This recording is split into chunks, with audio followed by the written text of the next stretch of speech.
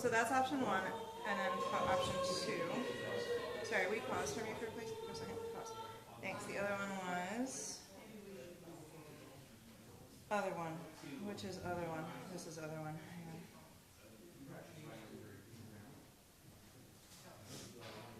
Come on, don't play that.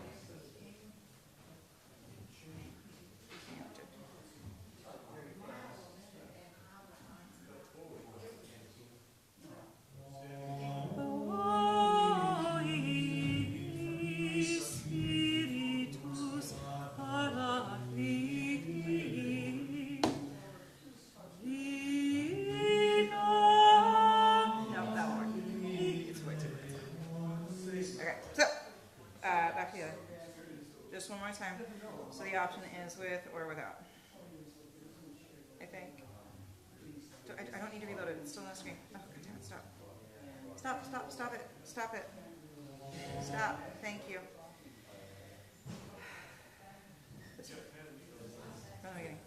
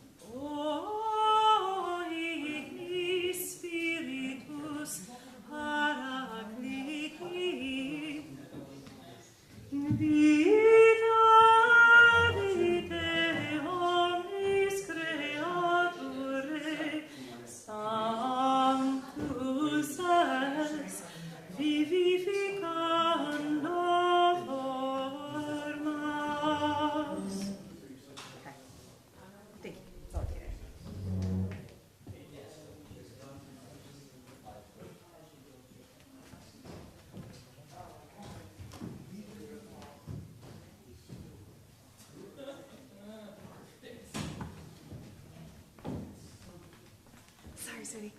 Just warm it up for you. You can't compete with that. No, you don't have to.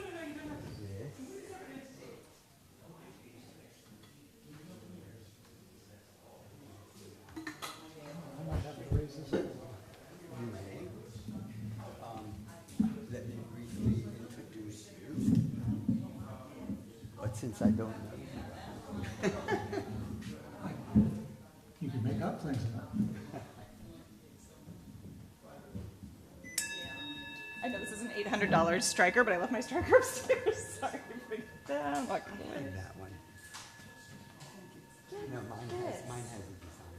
Okay, so did you give it to the father? Because he had one this morning. No. I don't have it. You don't have it yet. He has one this morning that looks exactly like this. I laughed. I sat down in the chapel and I pulled this out of my bag and I laughed with him. I was like, But mine has a design. His has a design. His is like angled. What is this? So you've got a password.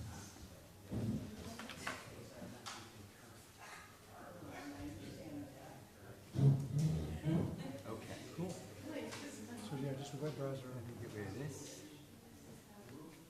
This.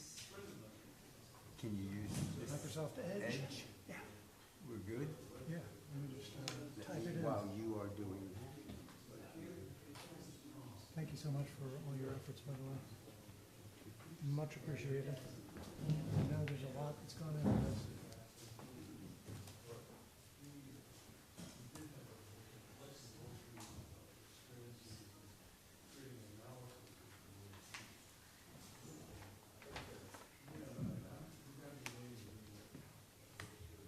Hello. I have to talk up. Why don't we go ahead as people come in? The next speaker is in person. You've been yeoman in tolerating virtual. They've been pretty good in terms of engaging us, I thought, and we have to balance it throughout the week. We're now going to hear from Bart Everson. I can't give a great introduction other than that he is a creative generalist at Xavier University Center for the Advancement of Teaching and Faculty Development. I'm just learning to know who he is. And part of the reason that his paper was chosen was that he was bringing in a Gaian, larger planetary perspective that really hadn't been brought in the same way as I think he will. So I'm looking forward to how you bring it in, because I personally connect with the Gaian life force, however you want to look at it. So, Bart? Awesome. Thank you.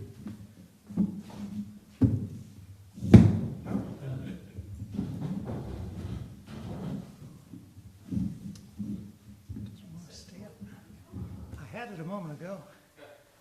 I thought, but maybe not. This might just, oh, Yeah. Now we've lost Mike entirely. Did I break it? Yes. You turned it to off. All right. It is truly an honor and a blessing and a privilege to be here with you on Star Island. It's my first time here.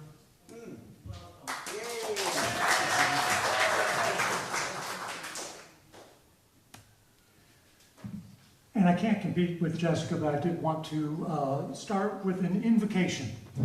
So this one goes back, this is an oldie, but a goodie, going back to the 7th century BCE. So if you know the lyrics, feel free to join in with me as I sing. To Gaia, mother of all I sing, primeval, oldest being, you comprise everything on earth, the land and those that take root and those that move upon the land, the sky and all who fly through the air, the sea and all who swim through your waters. All of these are nourished from your bliss. Through you, O Queen, humans are blessed both with children and with harvests. You have the power to give life to humans and also to take life away. Blessed are those whom you delight to honor. They possess everything in abundance, and enough is abundance to the wise. Such is it for those you honor. Revered goddess, unrivaled deity, rejoice, O mother of the gods, wife of twinkling Uranos, for this song grant me a cheerful heart.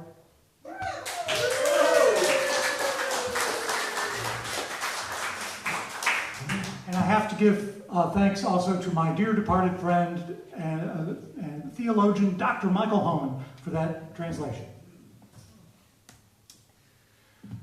A brief word about the structure.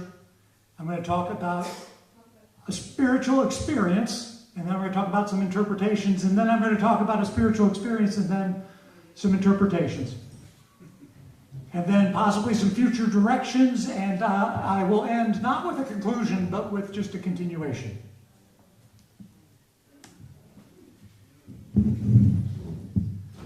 So let me begin by apologizing. I do have to refer to my notes. That spontaneous awakenings indeed are possible. In fact, they happen all the time.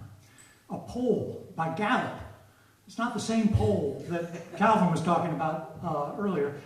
It says 41% of Americans have had, and I quote, a profound religious experience or awakening that changed the direction of their life. And the kicker, over half of those people said they had no religious preference. In other words, people are having profound religious experiences without having an actual religion. So I had such an experience myself. In fact, I had two, though I think of it as really the same experience that happened twice. And I could draw a long and winding path from those spontaneous awakenings to my identity as a religious naturalist and my participation in the philosophical community known as the Gaian Way. But fair warning, I'm more of a storyteller than a scholar. Today, I'd like to share with you my personal story and some possible interpretations, and I'm not going to get into Gaia again until about halfway through this thing, so bear with me. I'd also like to hear your thoughts, whether you've had similar experiences or not. I hope that we can discuss what it all means and what we should do about it, today or as the week progresses. So I'll start with my senior year of college. I was still living in the dorm at Indiana University. I'd spent the summer hitchhiking around the country. Shortly after classes began, I got arrested for streaking. I had a mohawk, so that might give you some idea of my general disposition. Or does it? I should tell you that I had been raised in a doctrinally conservative denomination, namely the Lutheran Church Missouri Synod, but my Christian worldview had shattered painfully as a teenager. I considered myself an atheist, and I was still struggling to make sense of a world without God. I should also tell you that my summer hitching around North America was triggered by a vision of sorts, and that as I crisscrossed the continent, I was reading Jack Kerouac. I should also tell you that at this period of my life, I was experimenting with drugs for recreational purposes, particularly marijuana and cough syrup. Yes, that's right, ladies and gentlemen. Cough syrup. I can't recommend it, but it does play a role in the story. And I should also tell you that my act of streaking was not a spontaneous prank, but a calculated effort, however ludicrously misguided, to shake the established order, to awaken people, to foment revolution. In short, I was on a quest, as so many of us are, particularly young people. I was a seeker, though I didn't know exactly what I was seeking, as so few of us do. So, on the last day of September, late in the morning, I visited a friend who lived off campus. It was a Saturday. We found ourselves at loose ends, hanging around downtown Bloomington, Indiana. Just to keep things interesting, we dosed up on cough syrup, something we'd done together before. Eventually, we made our way to visit some acquaintances at a rental in the nearby neighborhood. These were folks who, like my friend, were not exactly college students, but more accurately described as college adjacent. They had been to school, and they might go back to school, but for now they were just hanging around. They might have been called bohemians or beatniks or hippies or punks. This was 1989. So a year later, we'd start calling them stoners. Slackers. Thank you very much. Okay, within a minute of our arrival, we were sitting in a circle on the floor, 5 or 6 of us, passing a small pipe of cannabis. I abstained, as I was starting to feel the effects of the cough syrup. Indeed, I had the strange feeling that our conversation was objectively nonsensical, that I was only able to follow along because I was already in an altered state of consciousness. Among those in the circle was a person I knew only by reputation. I'll call him Dean, because he held forth over the proceedings with a kind of quasi-academic authority. Now, my friends had warned me about Dean for years, and I built up a rather frightening image in my mind of someone powerful, intelligent, manipulative, egotistical, malevolent, and just plain strange. So after the little pipe session ended, we hung out on the porch, smoking tobacco, chatting, enjoying the pleasantly cool weather of early autumn. I got a tall glass of water and drank it all, mindful of staying hydrated, which I need to do right now.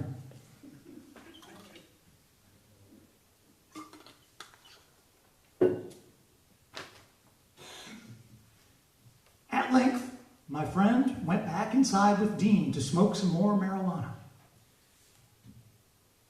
I joined them in Dean's room, lit only by a big globe lamp with a blue bulb.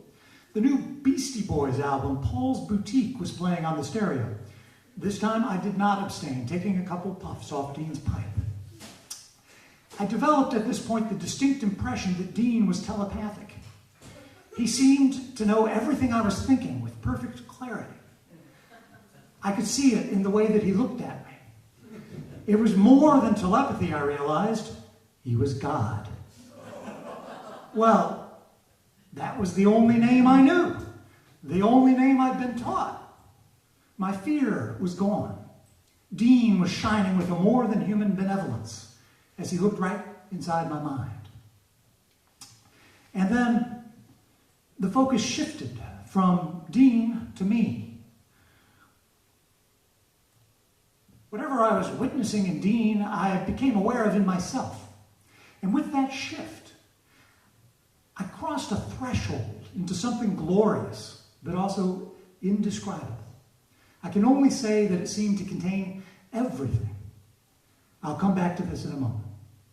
To Dean and my friend, it appeared I'd been struck dumb, and it was clear that something strange was going on. My friend said later that he was embarrassed by the naked expression of joy on my face.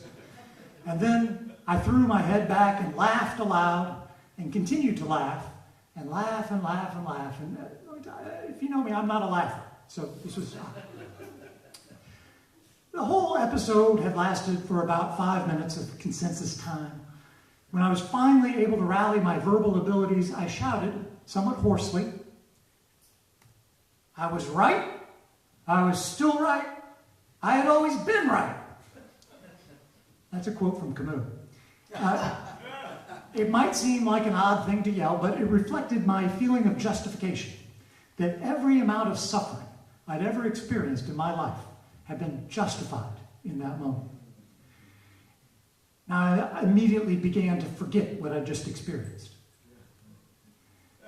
I could feel my memories cleaving off layer by layer as I sat there. It felt like massive glaciers cleaving asunder and falling into the darkness of the ocean.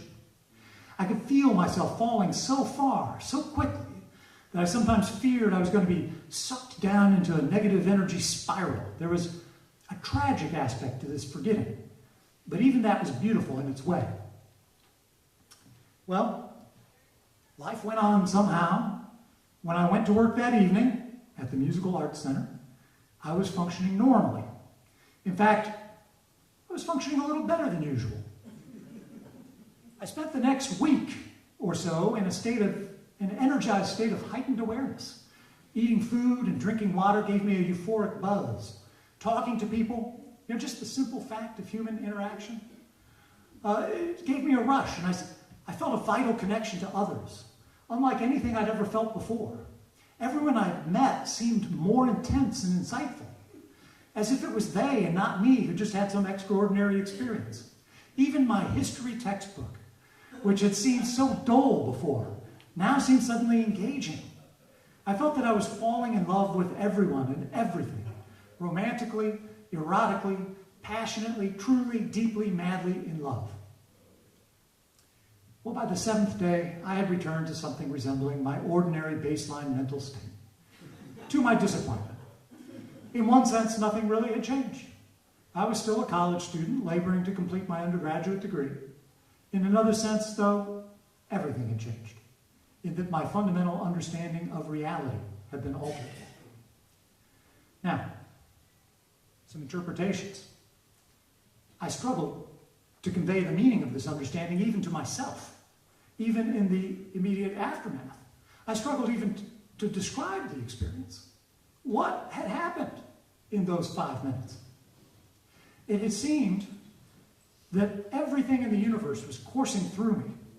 That's what I wrote in my journal the day after the event. Words failed me, but nonetheless I latched onto the word ecstasy almost immediately. I also described it as a state of profound confusion, playing on the idea that I'd been bewildered, but also the sense that everything was mixed up and mixed together. After all, The English word comes from the Latin confundere, to pour together, to mingle together. I even concocted a couple provisional definitions. Confusion, I wrote, was the state of rapidly shifting from one perspective to another. And divine confusion, well, that's experiencing all or none of the perspectives simultaneously. That's what I'd tasted. It was an experience of pure joy, which also felt like fundamental truth. I called it a reality orgasm. I said that my mind had bloomed like a flower. I felt outside of time, eternal. If it was difficult to speak of it, that's because it seemed to precede language in some way. I reached for words like God and divinity because I lacked the vocabulary to explain my experience in other terms, even though those words were attached to a tradition and a philosophy which I could not accept. I was still an atheist, after all. I held to the conviction that what I'd experienced was not some hallucinatory fantasy, but to the contrary, a view of objective truth, universally available to all, and as such it seemed crucially important, while at the same time, impossible to convey. Indeed, it would prove a struggle not only to communicate, but even to hold on to the value of my experience. I mean, my culture was little help. My conservative Christian indoctrination frowned upon what they called mountaintop experiences. My professors referred me to anthropological texts on spirit possession. My friends were skeptical. For my part, I was especially prone to two mental traps, as I think of them now. The chemico-reductionist view, reducing the whole episode to something that came out of a bottle of cough syrup, or ego tripping, overly emphasizing how special I must be in order to have had such an experience. As psychologists Cornell and Luke put it, I was without an appropriate framework through which to interpret my newly gained insight, and without an appropriate support system to which I could turn. Now, in later years, my research has led me to a number of further possible interpretations. To my surprise, I found the most detailed descriptions, which most closely match my experience, in the traditions of non-dual Shaiva Tantra. These were philosophical and ritual frameworks within Kashmiri Shaivism, spiritual movements which thrived in northern India from the 9th to the 12th centuries. The initial awakening to one's real nature and the true nature of reality is known in the tradition as Shaktipada, or the descent of power or grace. And Christopher Wallace interprets this as one name for a real, universal, cross-cultural human experience, a shift in consciousness that is a biological potentiality in all humans. And crucially, although a powerful Shaktipada can cause an individual to think that they're enlightened, this is a mistake. Shaktipada is the beginning of the path, not the end. In the Shaivist traditions, this experience typically leads one to seek out a guru. Of course, I didn't do that, because I was living in 20th century Indiana. But if I'd been living in northern India 1,000 years earlier, I imagine I very well might have. Turning now to more secular and generalized approaches, my episode would seem to qualify as what Abraham Maslow famously delineates as a peak experience. More specifically, my awakening is well described as what Christina and Stanislav Grof call an episode of unitive consciousness. And integrating the work of the Grofs with many others, the framework of spirituality developed by John Calvin Chatlos offers a comprehensive and detailed naturalistic framework for interpreting experiences such as mine. That's right, FOS, you heard it here first, folks. Through the lens of the FOS, I'm led to speculate that the real trigger for my experience was not dextromethorphan, that's the active ingredient in Robitussin DM, or some divine entity, but rather my loss of faith in Christian doctrine and my quest for meaning. My apostasy had precipitated a period of prolonged turmoil and trauma, mostly internal. And processing this injury to my self-worth and dignity led to the opening of a spiritual core. The FOS describes the spiritual core opening as associated with mystical or numinous characteristics, such as a sense of connection, wholeness, truth, meaning, and purpose. The FOS further posits this spiritual core as a real experiential entity, supporting the validity of such experience, in contrast with the skeptical views I encountered at the time. So thank you for that. Let's look at one aspect of my experience, namely my perception of Dean as shining with a more than human benevolence. Chatlos notes that historically, these non-ordinary mystical experiences have been interpreted as indicative of an external power or source such as God. However, he argues that the spiritual core is best understood as immanent, meaning within material experience, rather than purely transcendent. So as described earlier, the shift of focus from Dean to myself suggests an internal phenomenon consistent with the FOS emphasis on immanence. Returning now to my story. If I couldn't express the ineffable truth through conventional means, perhaps indirect methods were needed. And so after college, I dedicated myself to writing a high fantasy novel that would serve as a spiritual allegory. My ambition exceeded my ability, however, and that work remains unfinished. Many other activities occupied my attention. I produced a TV show, a TV series. I got married. I went back to school. I got a real job. Second American-born St. founded Xavier, by the way. And I moved to New Orleans. I did not join any established religious community. The closest I came to was a continued engagement in environmental activism, which I found deeply meaningful. As the years went by, the immediacy of my youthful revelation faded somewhat, but it never departed entirely. It seemed to inform everything I did. But it really all came back to me some 20 years later, triggered by two major life-changing events. The catastrophic flooding of New Orleans caused me to come unmoored from consensus reality. And the subsequent birth of my daughter caused me to see the world through the eyes of a child.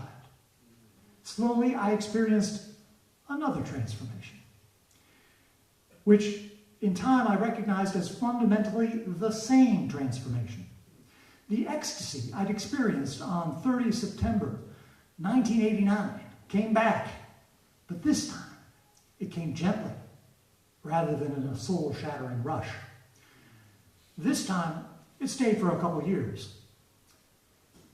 This time there was no cough syrup involved. This time I felt once again that I was falling in love with the world. So when this too began to fade, I resolved that I would not let it. At age 22, I had a spiritual experience, but never found my spiritual path, let alone my religion. At age 44, I resolved to find both.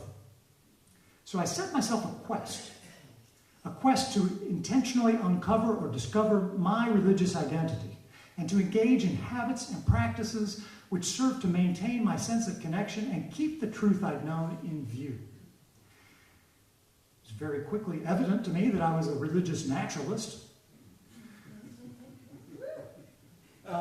Yes. Oh, there we go. I was also drawn to neo-paganism because of the earth-based aspects.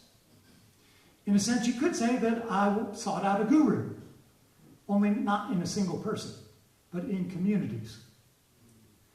And it took me a year to decide or discover that I was, in fact, a Gaian.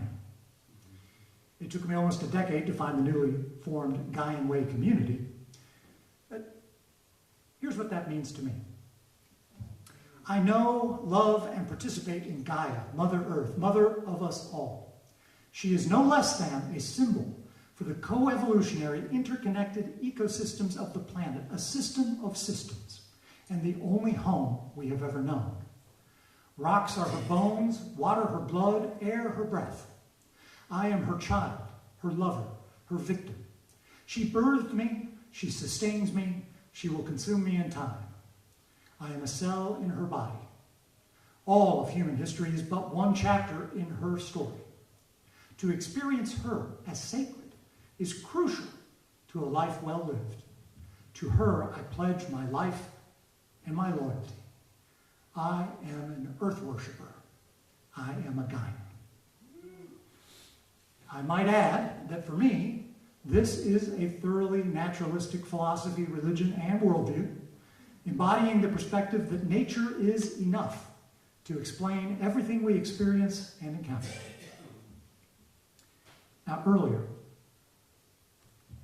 I alluded to Maslow's famous work on peak experiences. Less well known, we're getting back into interpretations if it wasn't clear. Less well known is the fact that Maslow also identifies a plateau experience, which seems to describe my latter-day episode. This is serene and calm rather than a poignantly emotional, climactic, and autonomic response. The high plateau experience always has a noetic and cognitive element, which is not always true for peak experiences, which can be purely and exclusively emotional. It's far more voluntary than peak experiences are. One can learn to see in this unitive way almost at will. It then becomes a witnessing and appreciating what one might call a serene cognitive blissfulness, which can, however, have a quality of casualness and lounging about.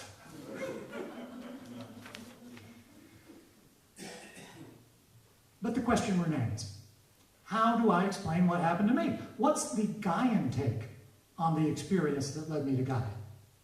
More broadly, how does an emergent naturalistic tradition, like the Gaian way, interpret and support experiences such as spontaneous awakenings?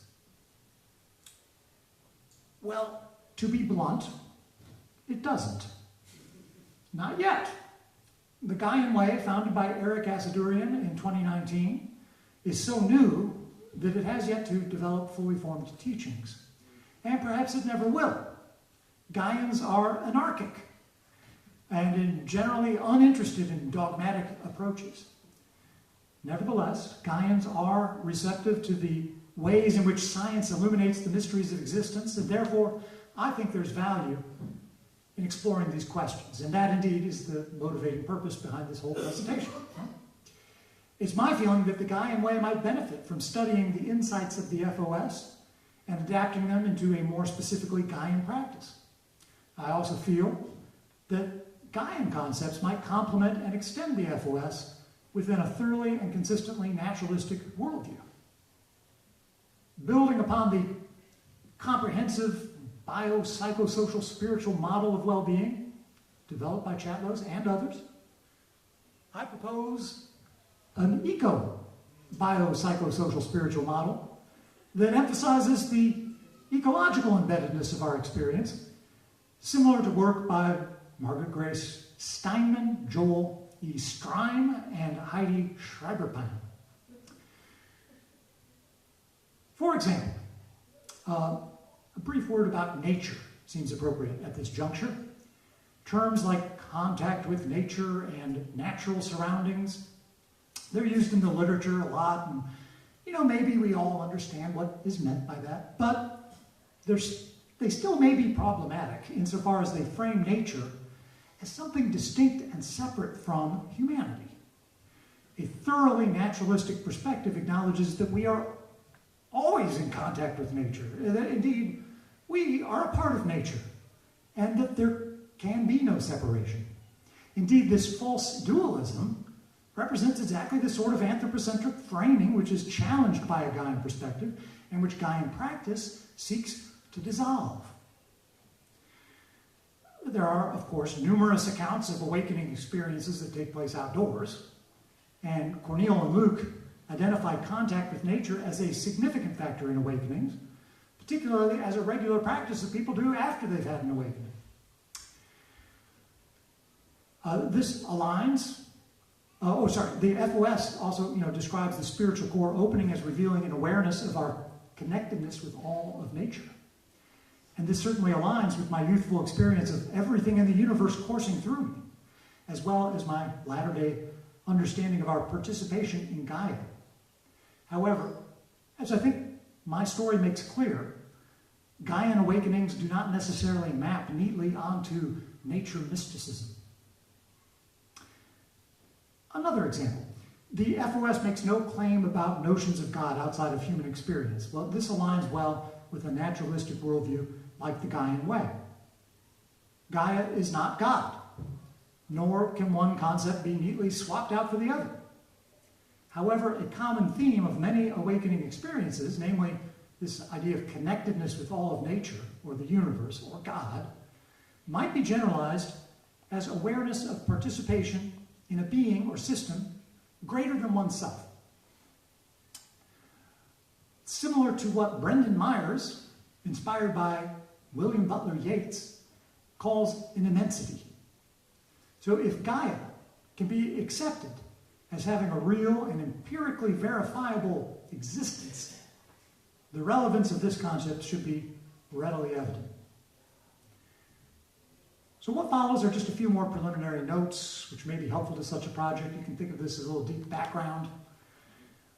We find a precursor in Alan Watts, who equates ecological awareness with cosmic consciousness or mystical experience. He explicitly states that naturalism is more consistent with the mystical vision of the world than supernaturalism. He asserts that mystic experiences, including those triggered by psychedelics, entail awareness of eternal energy. At root, he writes, "You are the Godhead, for God is all that there is."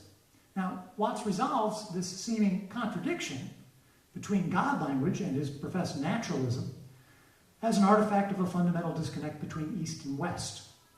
Our own Jewish and Christian theologies will not accept the idea that man's inmost self can be identical with the Godhead, he writes. By contrast, Watts says, Eastern traditions see the Godhead manifesting in the world spontaneously, without deliberation or calculation, and conceive the universe by analogy with an organism, distinguishing this from the view of the universe as a mechanism constructed by a godly engineer. Thus, an experience of conscious unity with the universe is to be celebrated as understanding the quote-unquote true secret of life. I hasten to add, however, that in the Gaian way, we don't hold such experiences to be essential to the Gaian identity. References to the universe may conjure images of spiral galaxies and distant quasars, but it's clear that the living Earth is very much at the forefront for Watts, as for the ancients. Watts writes that civilized human beings are alarmingly ignorant of the fact that they are continuous with their natural surroundings. It is as necessary to have air, water, plants, insects, birds, fish, and mammals as it is to have brains, hearts, lungs, and stomachs. The former are our external organs in the same way that the latter are our internal organs. And these passages reflect a distinct Gaian understanding, though Watts was writing in 1968, several years before James Lovelock published his first tentative introduction of the Gaia hypothesis. Lovelock's theory of Gaia, developed in collaboration with Lynn Margulis, is well known, but is frequently misunderstood. For our purposes, it's sufficient to note that Gaia theory proposes Earth as a self-regulating, interdependent system, where biotic and abiotic components co-evolve to maintain habitability. Lovelock would only flirt with what we might call the religious naturalist implications of his work. And Margulis is even less inclined to such interpretations, but other scholars have made interesting connections. Bruce Clark notes that our consciousness and communications, both personally and socially, are complex properties of Earth's self-regulating life systems. Elizabeth Sahtouris explores how humanity's co-evolutionary emergence within Gaia has shaped our minds. The eco-philosopher Patrick Curry writes that those who wish to encourage enchantment, particularly Gaian in nature, should keep the door open to wonder. And finally, the late Stephen Harding notes that Gaia herself is non-dual, and that we may experience this non-dual Gaia state in which there are no concepts, no thinking, just presence. If we experience this, even fleetingly, we feel compelled to bring back the memory and qualities of non-dual Gaia into everything we do in the world, with all its joys, sufferings, beauty, and disappointments. So, a bit of a continuation, not a conclusion, a continuation. We've seen that references to God as an external power may be reinterpreted and understood as immanent phenomena. We have seen that references to the universe might apply in some cases to our more immediate planetary context. I can only speculate on how the aftermath of my youthful ecstasy might have unfolded if these concepts had been more readily available to my intellectual and social milieu. I take it for granted that the essence of my experience would have remained the same, but that the interpretation and integration of the experience might have differed.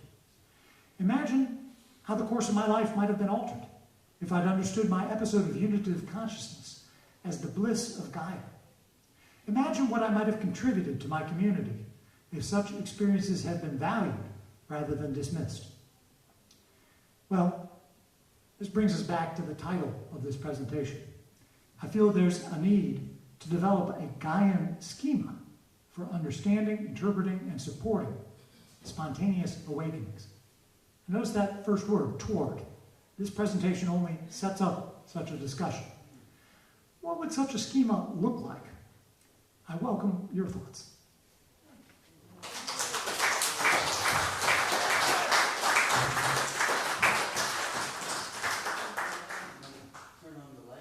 And I did make an effort to go quickly in order that we might have a little time. Do we have a little time? Yes, we have a little time. Is there the microphone? Oh, this. Yes. Does this work? Yes. Now I know what we have in common from the very beginning. I was a streaker in college. So that is the natural connection with nature in the above. So that was wonderful. And I totally would like to see a Gaian schema to incorporate all of this, because I love your story. There must be streaking involved. There must be, well, yes. It's a different kind of naturalism.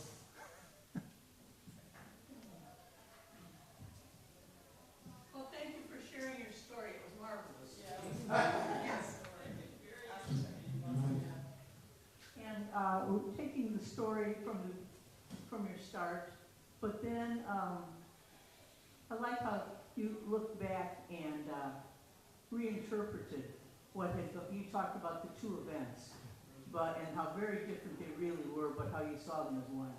That was very useful. And it becomes a daily way of life. In 2017, we had an IRAS conference, the Wicked Problem of Climate Change. And as part of that conference, we discussed the book Drawdown, 100 Ways of Reducing Global Warming. Yes, could you care comment on how your Gaia hypothesis is related to Project Drawdown? You can actually, they have a web page now where they rank the various ways that what we can do. Could you care to comment? I would love to, thank you. And I'm familiar with Project Drawdown. I think I should say, first of all, I love your hat. If you haven't seen his hat, it says, "Make Earth Cool Again." So, You can buy one on Amazon.com. oh, fantastic. Well, I've made a similar hat when I ran for city council in New Orleans in 2021. It said, "Make New Orleans Cool Again."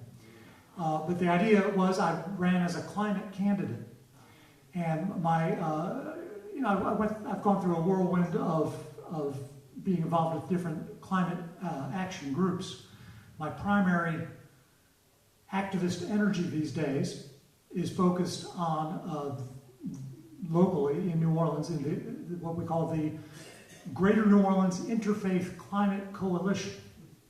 And, as you can imagine, it's mostly Christians. But I'm the token Gaian on the board. And we do have a couple of non-Abrahamic practitioners, but mostly it's Christians. The primary thing that I've tried to emphasize in talking to people about what we need to do to solve the climate crisis has been degrowth, actually. Which, if you may, is anybody familiar with degrowth? Anybody heard of this? I see a couple hands there. So this is a movement to voluntarily and intentionally shrink our economy. We always hear about how we have to grow the economy. And this kind of growth mindset for human psychology or whatever is great. But the growth mindset for our economy has been a disaster. And so it's not, of course, drawdown specifically, but I think it's related to that set of strategies that what we need to do in order to have a future at all on this planet is to shrink our economic impact and live more lightly on the earth, especially those in the global north, because it's a whole different ballgame in the global south. And it has to be a global perspective on this, so it's a really international movement. This year, last time of this year, I was in Spain for the International Degrowth Conference.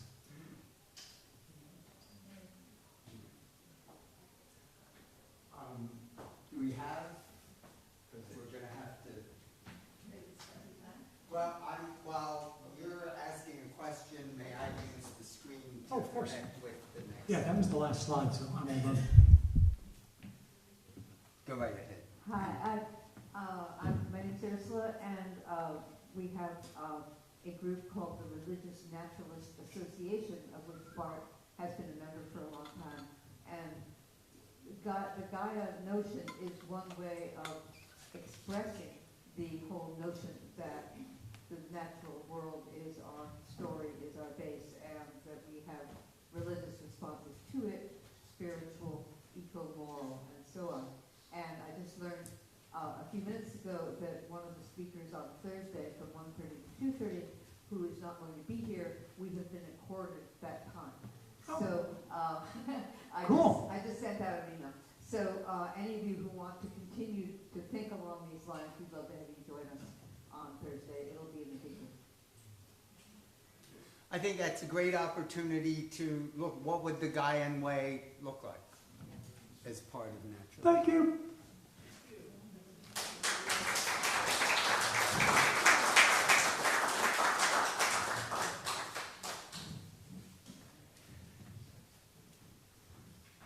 Now, my anticipation is that there's someone waiting for us.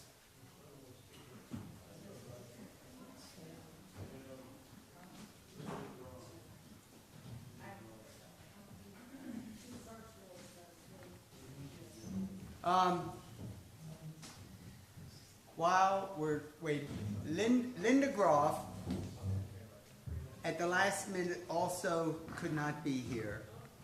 And part of her presentation... She's having trouble logging in. She has been emailing. Okay. Can you hear me? Wait. Linda Grof... Yes, I can hear you. At the last minute also could not be here. And part of her She's presentation... having trouble logging in. She has been... Okay. Can you hear me? Yes, I can hear you.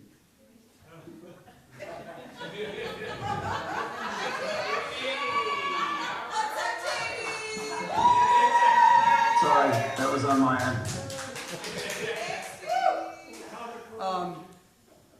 What do you want to do? Is she coming on? It looks like she didn't get the link for some reason, so I'm going to invite her directly. Good to see you.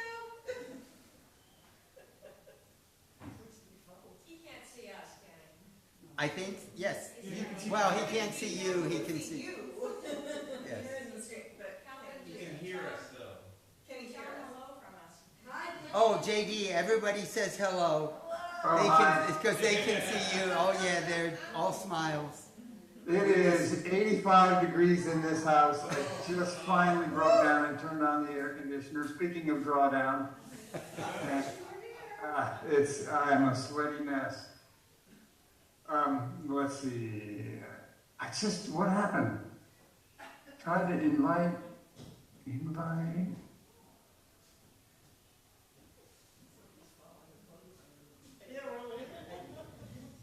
She was sent the email with the link just yesterday again.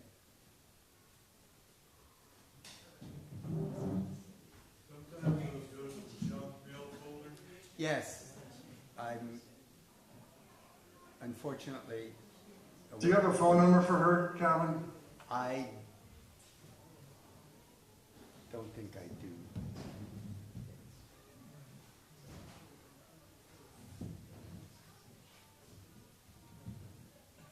No, I don't have a phone number.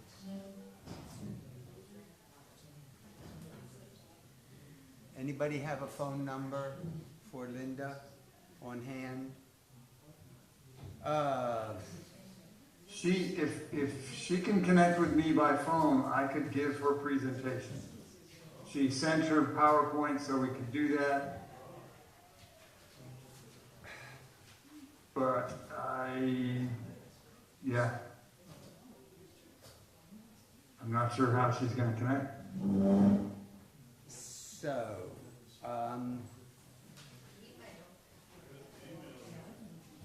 you have her email. I do. Yes, he has her email, but she doesn't seem to be connecting with the link that was emailed to her.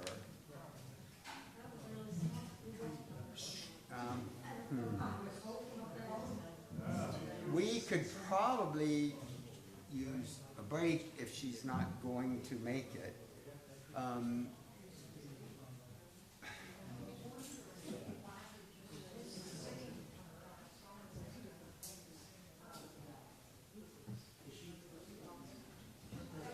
She says, All right. when she tries to get on Zoom, it's asking for codes. So I think she's not using the right link. Tell her this, that the meeting ID, I sent her you meant the meeting ID and the PIN, the password, and she still can't get in. Okay.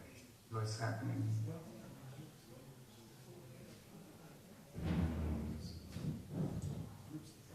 No, actually I don't. This is very confusing.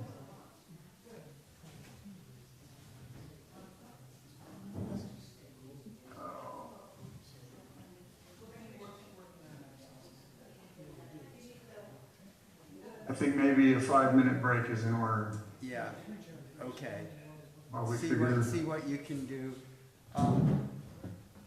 While Linda has done research on, Linda has done research on looking at how we have been raised in whatever spiritual, religious, or no tradition, and how that is part of what we have to look at in order to move toward any kind of awakening. Most of us, many of us, I'll speak for myself, have been religiously abused or harmed, and in order for me to even open up to some of my spiritual experiences, I had to make peace with my past and make peace with my father and all of the things I rebelled against because it had hurt my worth and dignity in my mind. So when I could make peace, another one of those wonderful ecstatic experiences that Bart talked about just happens. So the whole process is letting go, and it just keeps opening and opening and opening. So her experiential part is probably a lot of what we will do the rest of the week. So what we would ask you to do is share, talk about what we've done. It's been a very rich day so far. There's more to come. So I think at this point, we will end and I guess meet for social hour. Correct? Okay. And then we'll reconvene after dinner. So there's no hope that Linda will be able to join? It doesn't look like she's getting on here. I think there's some hope, but yeah, I don't know. I don't think, Because you have different Zoom link which doesn't require password. You want me to do that? well, we've given her a Zoom link, we've given her the passwords, and JD, we don't know what else to do, and he's pretty technical. Okay, so JD, I think we're gonna just have to stop and take a break, and we'll have an early relaxation as we go to dinner, well, social hour and the dinner. So I'm sorry we could not do this. I don't know what the problem is. Wait, she just sent me her phone number.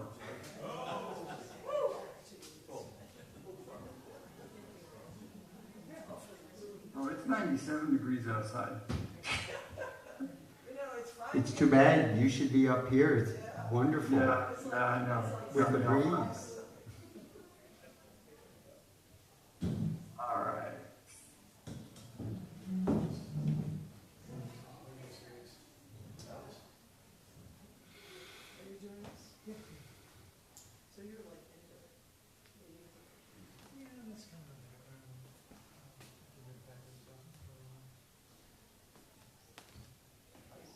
JD, we've lost most of our audience that I think we should, Oh, that sucks. I'm calling her now. yeah, I think we're just gonna have to,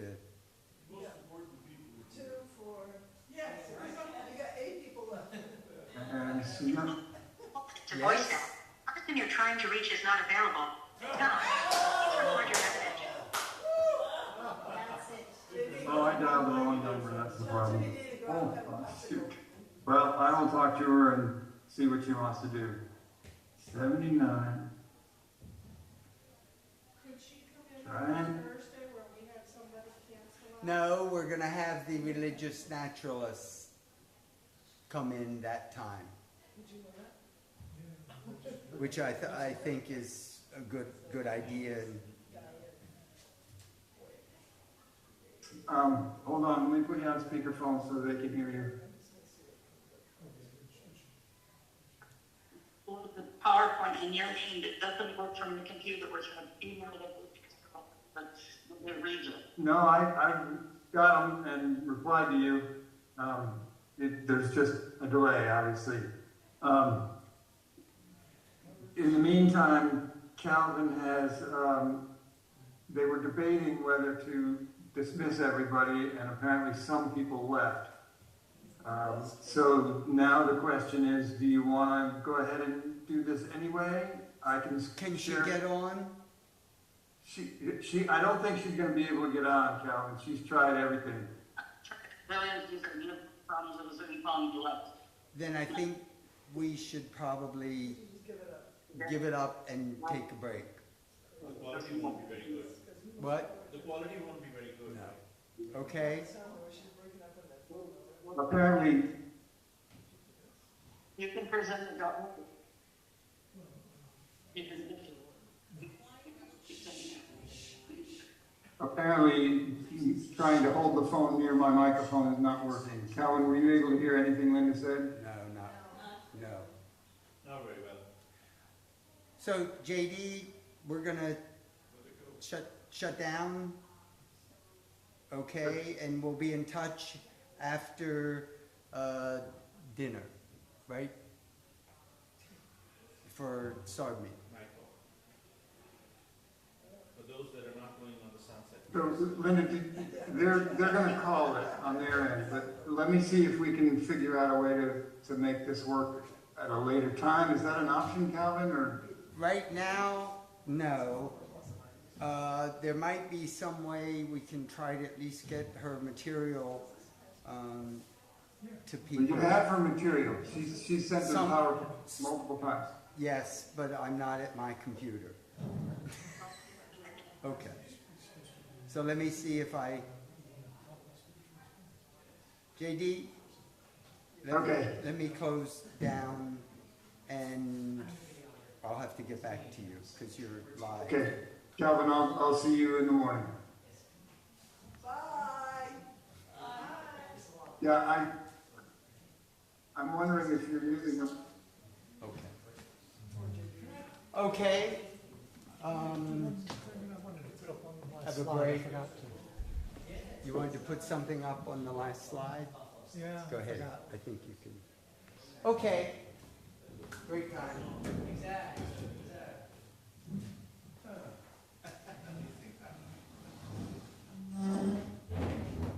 Wonderful days. It was just so.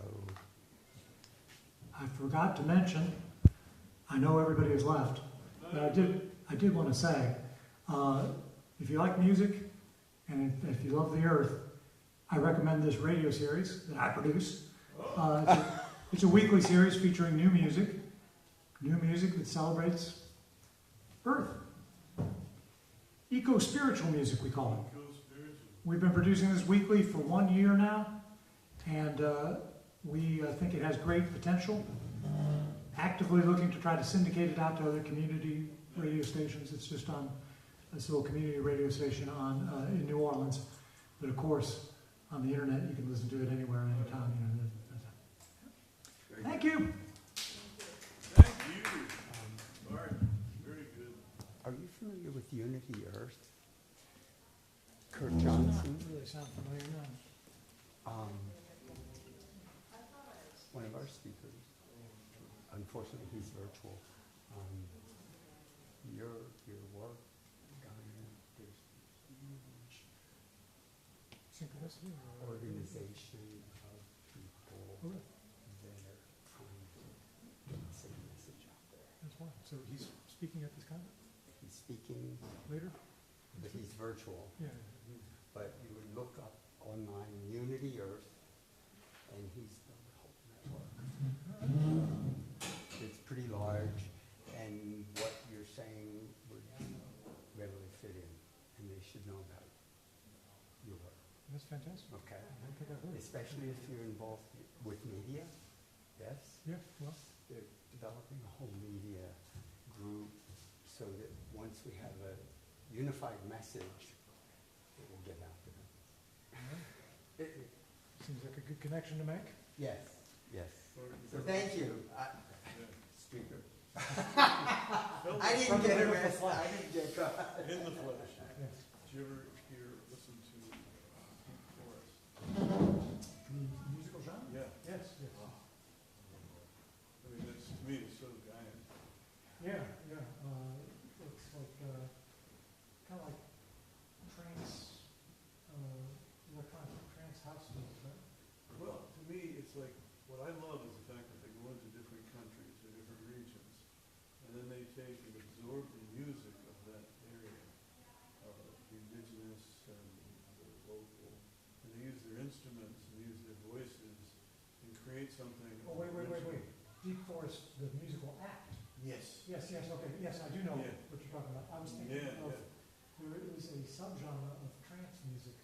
It's called forest. It's not Okay. Deep Forest. It's Okay, yeah. called forest. Forest. And it doesn't sound like you would think at all from the name, because it's like, it's Right. rave It's music. a trance, yeah. Yeah. And it's cool and all, but unless you're into that particular kind of thing. I know what you're talking about, I have an album by Deep Forest. Yeah, I've got a few. Yeah. I just Pretty cool stuff. really, wow, cool stuff. Because it's like, you get to sample a culture Yeah. that you wouldn't normally be able to do, but it's all original. Well, ethnomusicology. Yeah. But it'd be resident. Anyway, very good. Thank you so much. Thank you. Yeah, love the humor. Isn't that life? Yeah. Oh, and I meant to say, when we're talking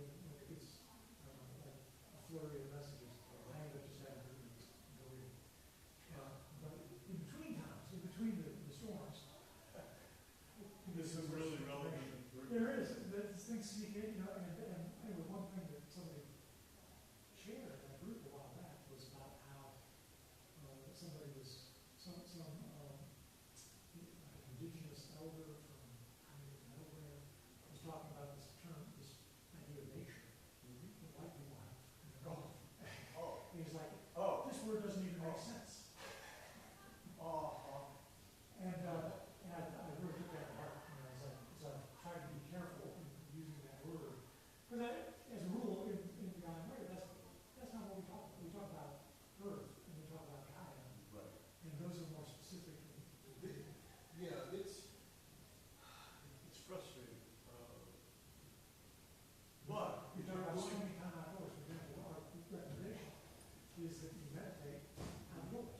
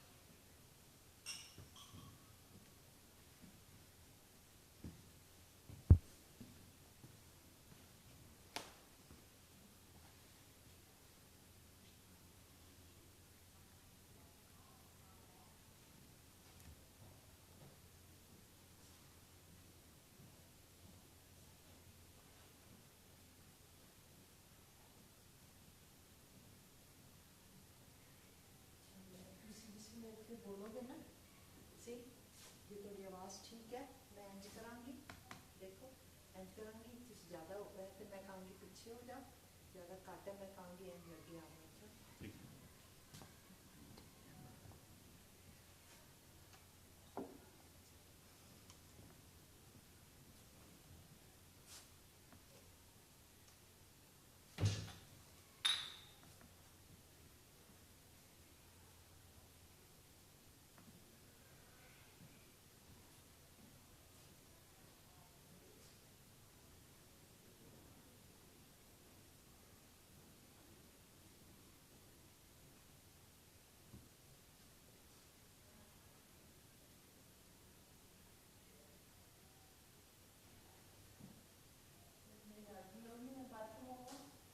हाँ sure मेरे को click करनी हैगा मैं अपने car छड़ आया वो भी चेक कर सकते सी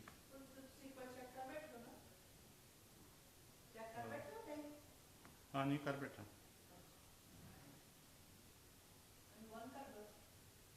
हाँ ऐसा तो कोई फायदा नहीं है ना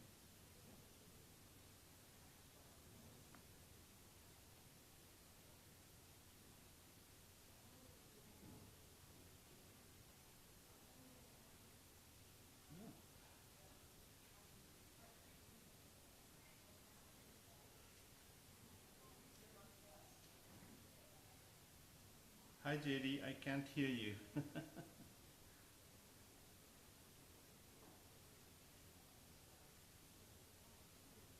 I guess maybe the volume is down or something.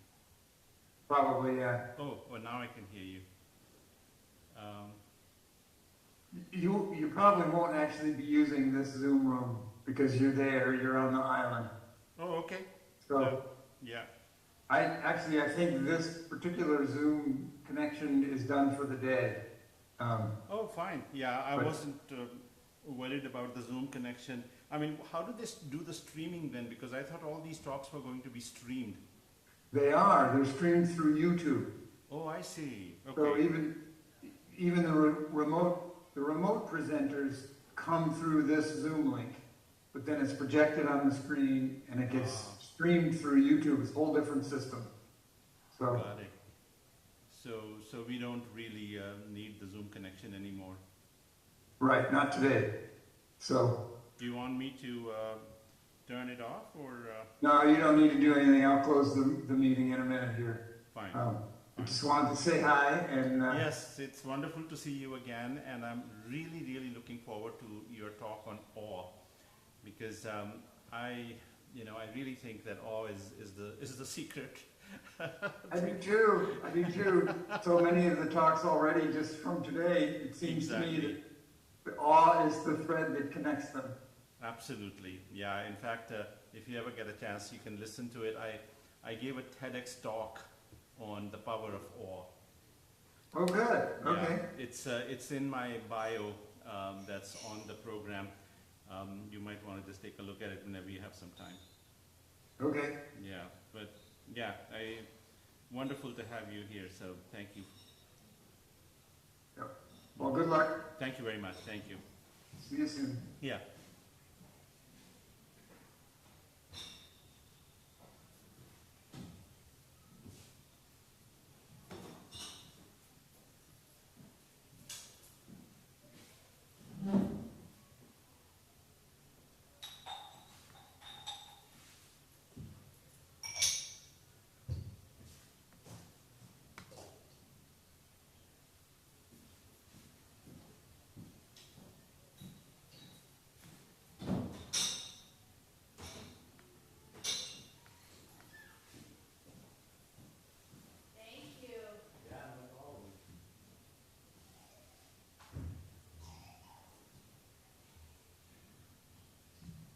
मेरी हम दो कापियाँ हो गई हैं थे करने की कोशिश कर रहे हैं देख खोल के देख चुका ना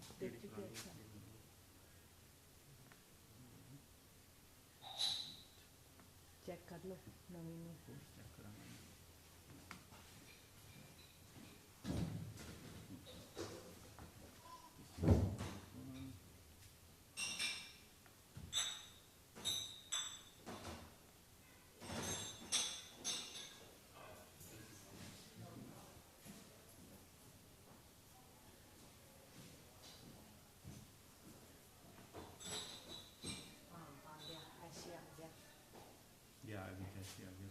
ਗੈਪ ਨਹੀਂ ਆਉਣਾ ਚਾਹੀਦਾ, ਇੱਥੇ ਸਾਈਡ ਦੇ ਸਲਾਈਡਾਂ ਨਹੀਂ ਆਉਣੀਆਂ ਚਾਹੀਦੀਆਂ।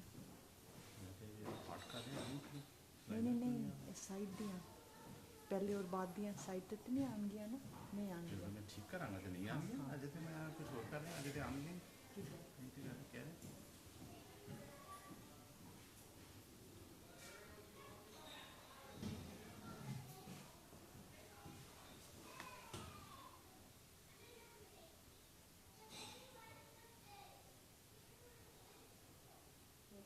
किसी ने दिया रखा हुआ है वहाँ, पानी की बोतल भी आप लिया पीछे रख लांगे स्टेज पे, है ना। या मैं सोच रहा मैं हुने जाके अपना क्लिकर भी ले आवांगा, मैंने तो फर्क नहीं पड़ता, I want to walk. Check करें पीछे। हाँ सारा स्वीट है, तो क्यों ना वॉक करोगे, मैंने तो अच्छा लगता है वॉक करना, मैं जो पर्पस के कल ले आवांगा। I need some exercise and no coffee. अच्छा कॉफी हो गया,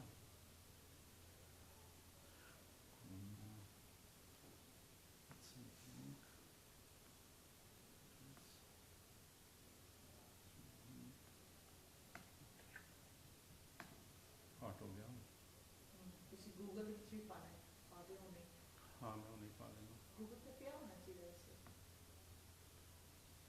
गूगल पे किंच पेगा होते मैं कहता सी ना वापस, क्योंकि मैं नरी गड़बड़ हो रही सी। सो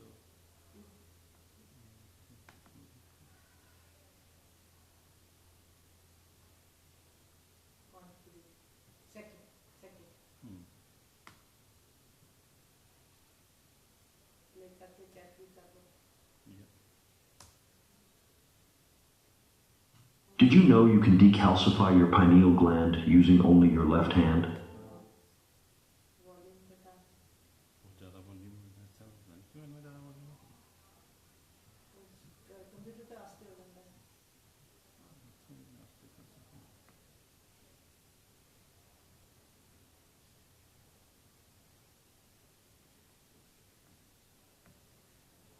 Scientists at Stanford. ठीक है वॉल्यूम? बिगनिंग में जाना फिर ऐड आती है नहीं, बिगनिंग तो ऐड नहीं आती, वो तो पहले खोलो तो ऐड आती है ना। हाँ, it doesn't have to be. या हो गया प्ले, प्ले हो रहा है ज़्यादा लाउड है। लख आगास आगास ओढ़क ओढ़क पाल थके वेद कहन। देखो मैं पीछे जाके आवाज ज़्यादा अच्छी थी। चेक कर लो दोबारा, हेलो। थोड़ी जी तो ऊंची होनी चाहिए, लोगों को बाहरों भी आया ताकि अट्रैक्ट हो। ठीक है, थोड़ा जा और ऊंची होना चाहिए, थोड़ा जा और ऊंचा होना चाहिए। ओके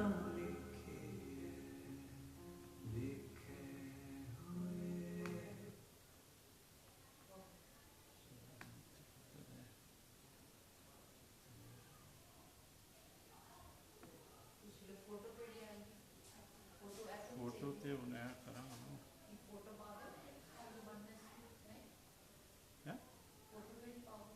मेरा ए वाला slide, that's the right thing to have, ताकि सबको पता लगे कि है।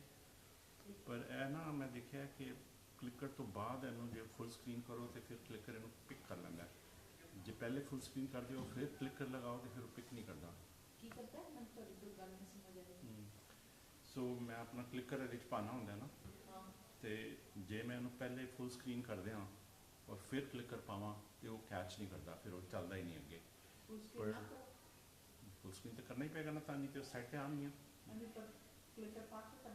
यही मैं कह रहा हूँ कि मैं इसलिए नहीं इसको नहीं कर रहा क्योंकि मैं पहले क्लिकर जाना चाहता, दैट्स ऑल आई सेड। सो उन सानू मैं अपना क्लिकर और अपने पेपर्स ले आना, फिर आप दोनों सब कुछ इनफैक्ट ਅਸੀਂ ऑलरेडी बेस्ट क्लासेस हैं ताकि जन तो पहले सब कुछ तैयारी हो जाएगी।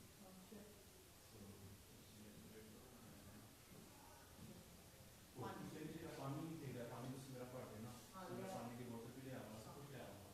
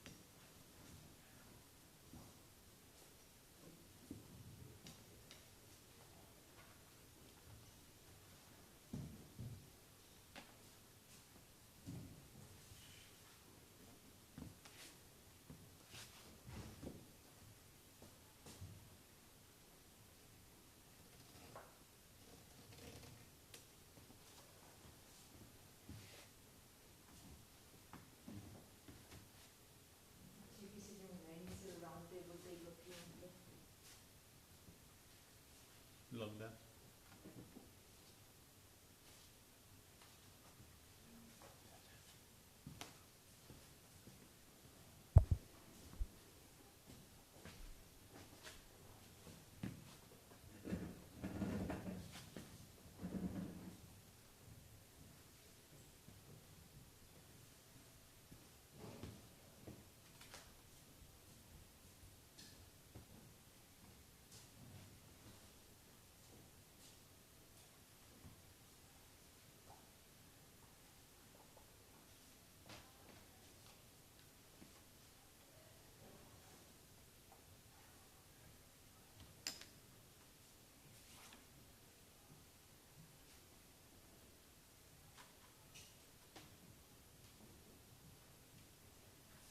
ਪੰਜ ਟੇਬਲਾਂ ਤੇ ਰੱਖਦੇ ਨੇ, ਬਾਕੀ ਪਏ ਨੇ। 5 ਬਥੇਰੇ ਨੇ? That's fine, I guess. ਹੋਰ ਕਿਤੇ ਬਾਅਦ ਵਿੱਚ ਰੱਖ ਸਕਦੇ ਹਾਂ।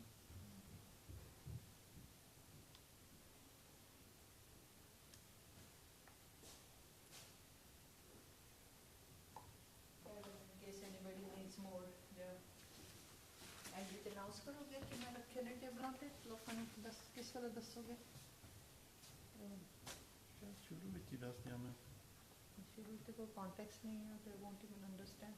ਜਦੋਂ ਮੈਨੂੰ ਇੰਟਰੋਡਿਊਸ ਕਰੇਗਾ ਨਾ, ਮੇਰੀ ਇੰਟਰੋਡਕਸ਼ਨ ਵਿੱਚ ਡੀਪ ਟਾਈਮ ਹੈਗਾ। I think the best time to tell is when you say deep down organization and you'll find ਤੁਹਾਨੂੰ ਪਤਾ information. ਲੋਕੀ ਕਿਊਰੀਅਸ ਹੋਣਗੇ, ਦੇ ਵਿਲ ਸਟਾਰਟ ਲੁਕਿੰਗ, ਅਸੀਂ ਇੰਜੇ ਕਰਨੇ, ਸੋ ਵੰਡਰ ਕਰਨਗੇ ਕਿ ਕੀ ਹੈ। ਕੋਈ ਹੱਥ ਨਹੀਂ ਕਿਸੇ ਨੂੰ ਵੰਡਰ ਕਰਾਂਗੇ। ਜਦੋਂ ਇੱਥੇ ਆਉਣਗੇ ਬੈਠਣਗੇ, ਪਹਿਲੀ ਚੀਜ਼ ਕਰਨਗੇ ਚੁੱਕ ਕੇ ਦੇਖਣਗੇ ਕੀ ਹੈ। So it's okay, all C. But then you tell them they see that I belong to the introduction, they will ਕੀ ਕਰੋਗੇ? Some more. अच्छा है, let them be curious. I can say I'll talk about it later. नहीं, I think let them be curious. So अच्छा से दो।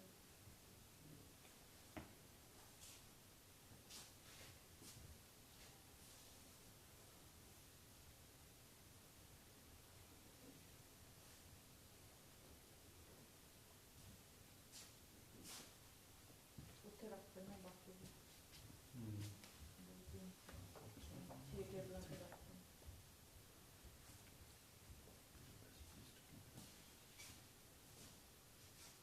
And I can put more by the doors, दोनों पासे दरवाजे को जानने के लिए चिपकना चाहते हैं। इधर रख दे, उधर दे। जिन्हें बचनगे फिर उसे रख लांगे। यार मैं टेबल पर चिपकाऊंगा।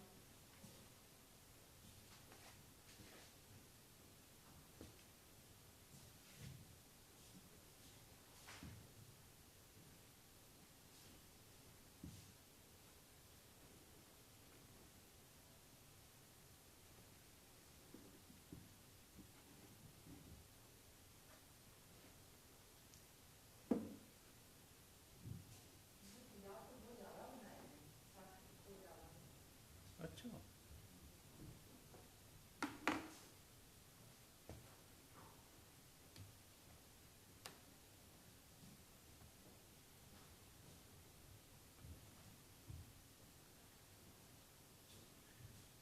so ਮੈਨੂੰ on ਕਰਨ ਲਈ I'll have to get rid of this.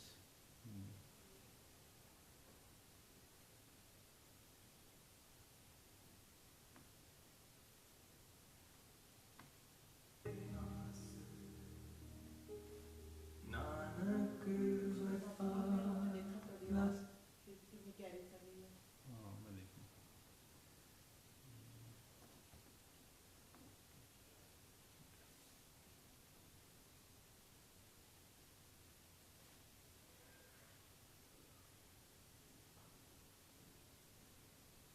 Speakers में गले पाया होगा, से गले पे पाया है 100%। दोनों पता नहीं लगेगा मेरी फोटो लेनी है कि नहीं, फिल्मिंग ਲਈ तो बहुत ही जरूरी है। स्पीकर्स में पाया देखा नहीं। नहीं, सब ने पाया ਹੁੰਦਾ ਤੇ ਉਹਨਾਂ ਨੇ ਕਿਹਾ ਸੀ ਕਦੀ ਨਾ ਲਾਣਾ ਜਦੋਂ ਤੁਸੀਂ ਇੱਥੇ ਰਹੇ ਹੋ। एंगल ਉੱਤੇ ਪਾਇਆ।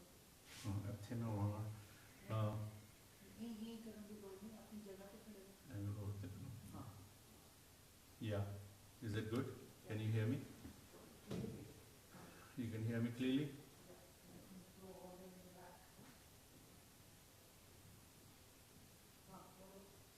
Can you hear me clearly? Can you hear me clearly? Clearly? Can you hear me clearly? Can you hear me clearly? Actually, थोड़ा जा उधर ले करना चाहिए.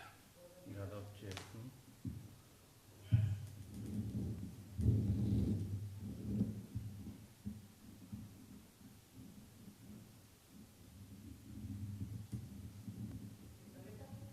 हाँ, क्योंकि मैं नाल पढ़ना है ना, so I have to be looking down.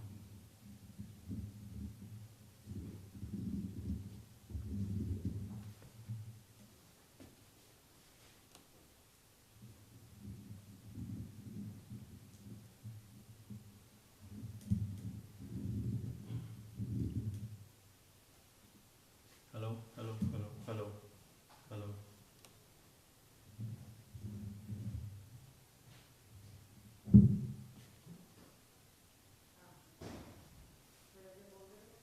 Yeah. Can you hear me well? Yeah. Can you hear me well? Yeah. I think this is good.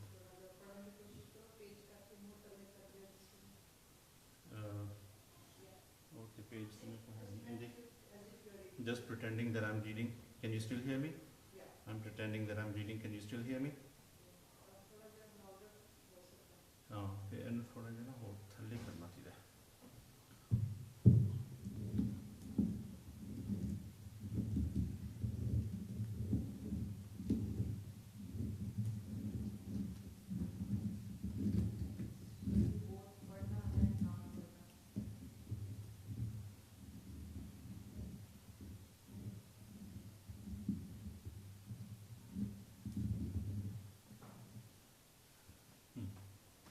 How does this look now? Mostly padna hi hoega na. How does this feel now? Can you hear me? Yeah, मैं अगर थोड़ा ऊंचा भी बोलूँगा जब अपने आप उठता हो जाता है. Can you still hear me? Can you still hear me? I think this is good.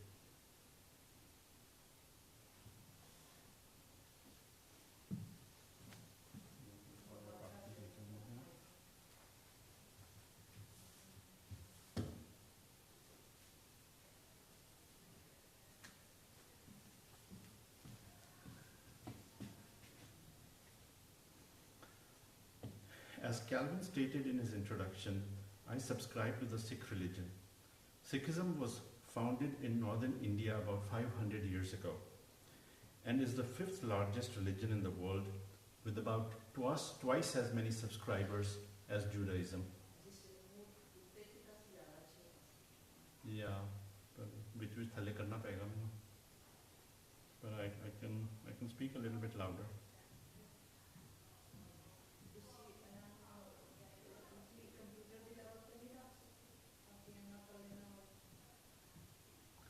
सब तो हाइट से रखा है और कितने रख सकना मैं ऐसा कहते अच्छा है कि लोगों को नजर नहीं आता नहीं कंप्यूटर दे कीबोर्ड होते क्योंकि मैंने तो कीबोर्ड की लोड नहीं मैं तो अपना क्लिकर यूज करना है so as high as I can possibly imagine that's okay which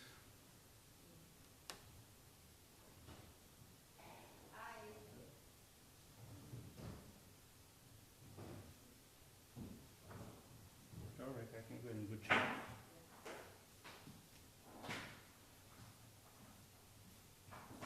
Your Nixon hat. Thank you very much. Thank you.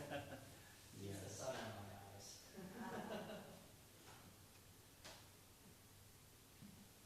Have a good one. You too.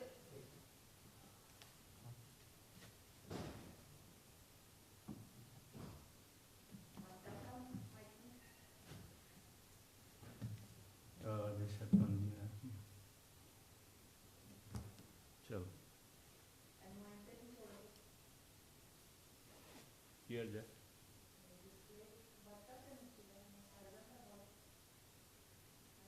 फिर सारा कुछ दोबारा करना पड़ेगा